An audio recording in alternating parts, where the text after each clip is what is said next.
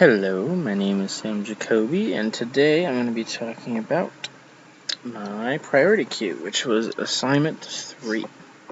So for the priority queue, we are given this interface, which has the methods isEmpty, size, find min, insert, delete min, and make empty. So we were given this interface and this empty priority queue exception, which basically just throws an exception if the priority queue is empty, and we don't want it to be. So first, we created a binary heap, which implements the priority queue interface that we are given. So it has a few private variables up here. There's default capacity, which is 10. The number of elements in the array is n, and the array that we're manipulating is called a. Here it sets it to default capacity plus 1. That's the constructor. isEmpty basically sees if n equals 0. If it does, then it's true. And it's false if it's not, obviously. The size method just returns n, which is the number of elements in the array. Find min is going to return the first element in the array. It's not the 0th element because nothing is there. That's always empty. But that's always going to be the smallest element because we're using a binary heap, which automatically puts the smallest element on top. Insert, basically, it's given the parameter x, which is a double, and it puts it into the array at the very back, and then basically it percolates it up. Also, it resizes it if it needs to, and both of those methods are private methods, which are down below, which I will show you in a second. Delete min basically just removes the very first element, obviously not 0 again, because, like I said, it's always empty. It's just going to be the very first element, which is spot 1.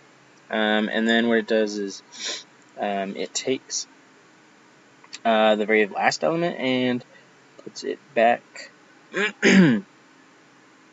at the front, and then it percolates down, which is also shown below. Make empty basically creates a new array, sets the old array equal to that, and then makes n equal to 0. So that's all the public methods. Now onto some helper methods that are just for this class. There's resize, which it's given the parameter new size, and basically it will change the array a to fit that size that is requested. Percolate up basically takes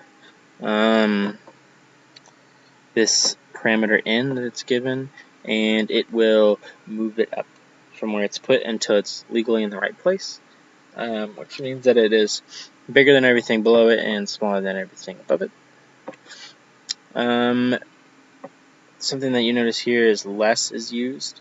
Less basically just compares two integers, in this case I and j, sees if they're less than, their compare is less than 0. If it is, then that means I is less than j, because that means I minus j is less than 0. Exchange also, right here, shown percolate up, is right here. You're given I and then the parent, and then basically you just swap I and the parent. And finally, percolate down. It compares I, which you're given, and j, which is 2 times I, and it keeps looking. It keeps looking through the array until it finds something that's less than it, and it exchanges them. So that is all of the helper methods for binary heap. So that's everything that we did for binary heap. We also do a 3 heap, which is basically just the exact same as a binary heap, except that it had 3 children per parent. So everything's the exact same except for percolate up, which we had to use n plus 1 divided by 3 instead of n divided by 2.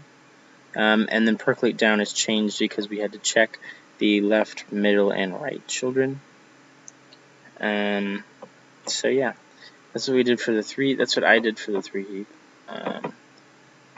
So my implementation was in this main method, which I created a new 3 heap called H. I had an array of doubles called K, and I inserted a bunch of random values. They weren't really random in this case. Then I used a for loop to insert them into H, which was the 3 heap. So then I had to delete the minimum, check if it's empty, delete a min again, insert 5 and 2, then delete, then check the size, delete, delete, delete, delete. Then I had to make empty, and then I had to check if it's empty. So if I run this, we should see all of that happen. Is there something for the end? Okay, so it's deleting the min here, which is 1, which is correct. 1 is the smallest. Then it's checking if it's empty, which is false. It's doing delete min, so it's deleting the min, which is 2, which is true. Then it's inserting 5 and 2. Then it is deleting the min again, which is 2, because we just inserted that 2. Then it's checking the size, which is said it's 9, which makes sense because we inserted 10 things here, we deleted 2, we added 2, so we're back up to 10, then we deleted 1, which gives us 9. Then we delete the next 4 minimum values, which are 3, 4, 4.5, and 5. And if we were to delete the next thing, it would be 5, because that's what's next. Then we had to check if it is, we made it empty. So we made everything empty, and then we checked if it was empty. And we were given the right thing. It says it's true. So that's the implementation of my PriorityQueue. It was a fun assignment. I really enjoyed it. It's cool to see how it works. So something for future 350 students. I know that I had a lot of trouble originally with running times and figuring out how they worked.